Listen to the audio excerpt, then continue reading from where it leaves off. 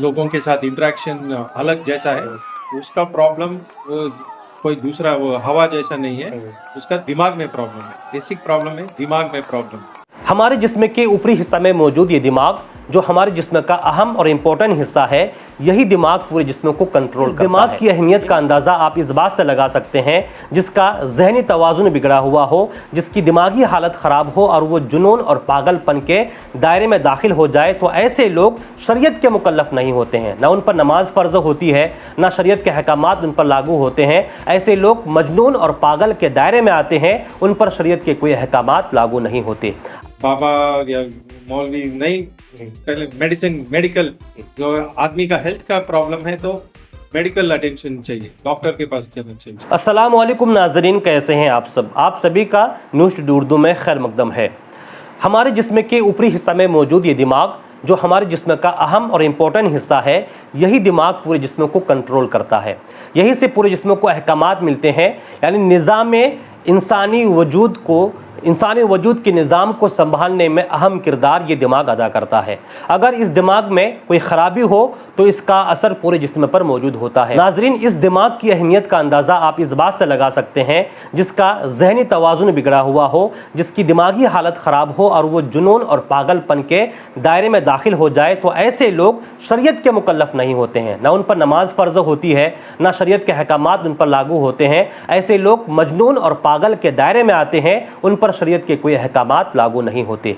आप आसानी से अंदाज़ा लगा सकते हैं कि इस दिमाग की अहमियत, इसका मकाम और रुतबा क्या है। अब सवाल यह है कि इस दिमाग जो हमारे जिस्म का अहम हिस्सा है, इस दिमाग की हिफाजत कैसे की जाए, इसको कैसे मजबूत बनाया जाए। उससे ज़्यादा बड़ी बात यह है कि हमारे समाज में हमने देखा है, आप भी इस चीज़ को एग्री करेंगे, जब कोई इंसान भूल बकने लगता है, उल्टी सीधी हरकतें करता है, उसका ज़हनी तवाज़ुन बिगड़ जाता है, तो लोग समझते हैं इस पर भूत प्रेत का असर हुआ है, काली हवाओं का असर है, कालियों का असर है। जिसके बाद हम ऐसे मरीजों को बाबाओं के पास, ढोंगियों के पास और महात और जादूगरों के पास ले जाकर उनका इलाज कराने की कोशिश करते हैं। और एक अरसा गुजर जाता है, जब हालात हाथ से निकलने लगते हैं तो फिर किसी दूसरे के मशवरे पर डॉक्टरों के पास जाते हैं, तो मालूम चलता है कि यह आखिरी स्टेज तक पहुंच चुका है और ये बीमारी खतरनाक शक्ल अख्तियार कर ली है और दिमाग में ट्यूमर हो जाता है।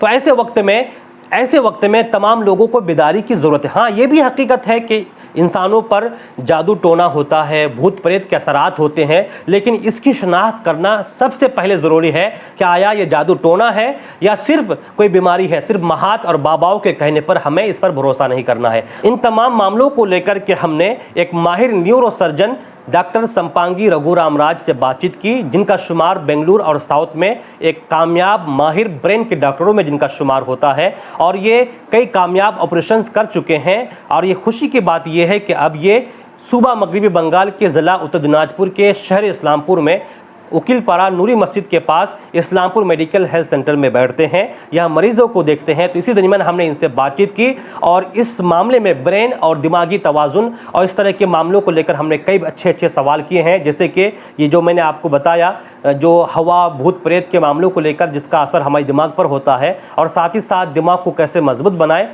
इसके अलावा जो छोटे छोटे बच्चे जो शरारत करते हैं, उनके इन शरारत को कैसे रोका जाए, और दिमाग का जो नशोनुमा डेवलपमेंट है कब और कितने वक्त तक होता है, इसको कैसे मजबूत बनाया जाए। इस तरह के कई अहम सवाल हमने इनसे पूछे हैं। इन तमाम मामलों को लेकर के हमने डॉक्टर साहब से पूछताछ की है, इनका इंटरव्यू किया है। आप सुने और इससे इस्तेफादा करें और अपने दोस्तों तक भी इसको शेयर करें। सबसे पहले सर आपका वेलकम है। और आज जो आप यहाँ इस्लामपुर मेडिकल हेल्थ सेंटर में आप आए, तो आज का एक्सपीरियंस बताइए, पहले कैसा लगा यहाँ पर आके? हाँ, बहुत अच्छा एक्सपीरियंस रहा। यहाँ हम पहले से भी आते हैं, ऑलमोस्ट 6 मंथ से हम यहाँ हर महीना मेडिकल कैंप करते हैं। तो खुशी हुआ, हमारे यहाँ फैसिलिटी सब है, जैसे कि लैब, एक्सरे, रेडियोलॉजी सब कुछ है। और पेशेंट भी हमारा सब खुश है। हमारे जो सामने पहले जो बेंगलुरु में सर्जरी किया था, वो सारे पेशेंट्स हमको फॉलोअप में मिलने के लिए भी यहाँ पे आते हैं, तो अच्छा है। स्पेशली आप किस चीज को देखते हैं, जरा तो थोड़ा शॉर्ट? हाँ, स्पेशली मेरा मेरा मैं बेसिकली मैं न्यूरो सर्जन हूँ, तो मैं ब्रेन और स्पाइन का प्रॉब्लम देखता हूँ। स्पाइन के बारे में पहले आपने बताया था कि कोई भी प्रॉब्लम हो उसका भी हल मौजूद है, ट्रीटमेंट मौजूद है, इलाज मौजूद है। बिल्कुल। लेकिन इस वक्त इस समाज में, इस सोसाइटी में देखते हैं कुछ लोगों को ब्रेन का प्रॉब्लम होता है, या गाली बकता है या गंदी बातें बोलता है, भूल बोलने लगता है, तो लोग समझते हैं कि इसको कोई हवा है, जिन्नाती भूत प्रेत का हवा है। तो हालांकि जब लोग उसका रिपोर्ट कराते हैं, जांच कराते हैं, तो मामला आता है कि नहीं, ऐसा कुछ नहीं, बल्कि कुछ दूसरा प्रॉब्लम है। यस, तो ऐसे मामले में आप क्या कहना चाहेंगे? बिल्कुल। बहुत अच्छा प्रश्न पूछा आपने। ये देखिए, दिमाग का हिस्सा नियोकॉर्टेक्स करके एक हिस्सा होता है जो आगे की दिमाग है, जो दिमाग आगे की तरफ होता है वो नियोकॉर्टेक्स बोलते हैं उसको। उसमें क्या है, आदमी का समझ, सोचना, समझना, और जो सुनाई दिया और जो देखा उसको पूरा इकट्ठा करके सोच के उसको रेस्पॉन्स देना। और जजमेंट, जैसे बोलते हैं आ, गर्म पानी है या हॉट वाटर, कोल्ड वाटर, और इस जगह में जाना है, इस जगह में नहीं जाना है, वो सब सोच वाला काम जो है वो नियोकॉर्टेक्स में होता है, आगे की ब्रेन में।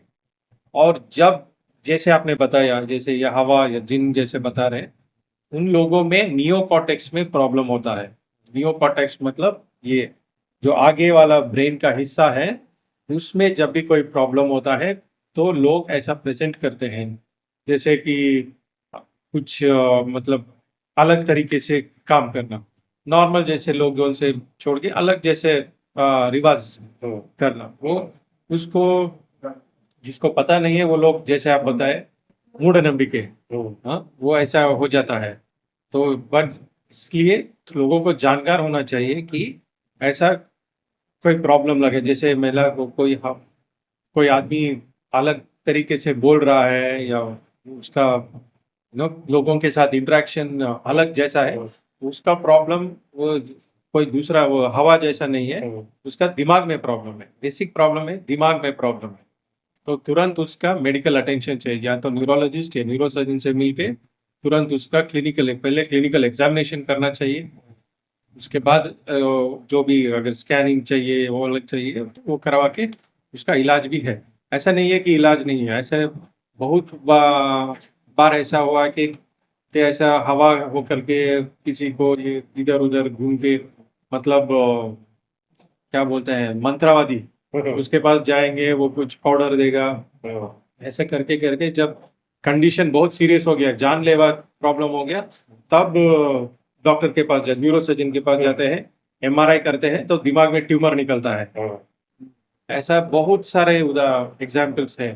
तो इसलिए ये बाबा या मौलवी नहीं, पहले मेडिकल, जो आदमी का हेल्थ का प्रॉब्लम है तो मेडिकल अटेंशन चाहिए, डॉक्टर के पास जाना चाहिए। और सर एक चीज, हमारे बॉडी के जितने पार्ट्स हैं सबके लिए एक्सरसाइज मौजूद है कि पेट का वो चर्बी कम करना हो ये करें, बॉडी को मजबूत करना हो तो ये करें। तो आपके दिमाग की ब्रेन है, ये भी बॉडी का पार्ट है, हिस्सा है, इसको मजबूत स्ट्रॉन्ग कैसे करें, इसका कोई एक्सरसाइज वगैरह है कुछ ऐसा? हाँ, बहुत अच्छा सवाल है। टाइम पे सोना है, टाइम पे उठना है, टाइम पे खाना खाना है, जैसे अपना नॉर्मल जिंदगी जी लो। एक्स्ट्रा कुछ करने से मतलब दिमाग बहुत तेज नहीं होता है।